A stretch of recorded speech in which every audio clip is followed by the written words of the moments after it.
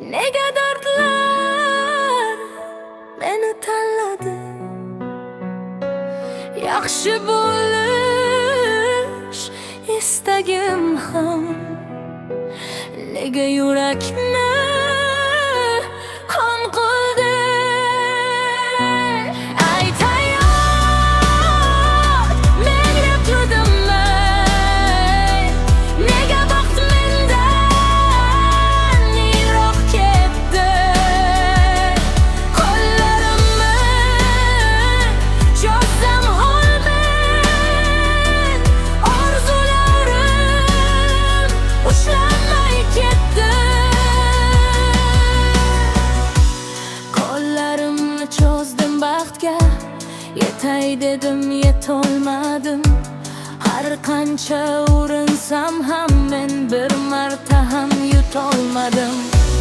Yuragimda ming savollar, javoblari jim qoladi.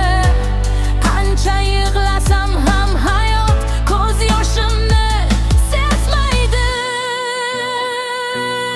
Ayt hayot, men yiqildimmi? Nega dardlar meni tanladi? Yaxshi bo'lish istagim ham nega yurakni qon qildi?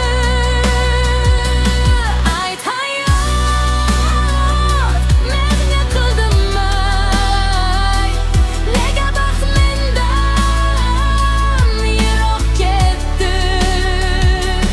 Qo'llarimni cho'zsam ham men, orzularim ushlanmay ketdi.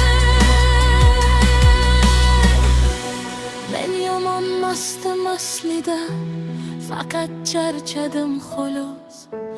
Birgina mehr izlab yurib topolmadim bir panoh. Tunlarim ham jim yig'laydi, ko'zlarimda muzlagan yosh. Kim tushunar bu yurakni? Kimga aytay ichimdagi Ayt hayot, men yiqildimmi? Nega dardlar meni tanladi? Sinib ketgan yuragim ham yana seni sevib qoldi. Ayt hayot, men yiqildimmi? Ayt, balki hali kech emasdi. Ko'z yoshlarim ortida ham bir kun baxtim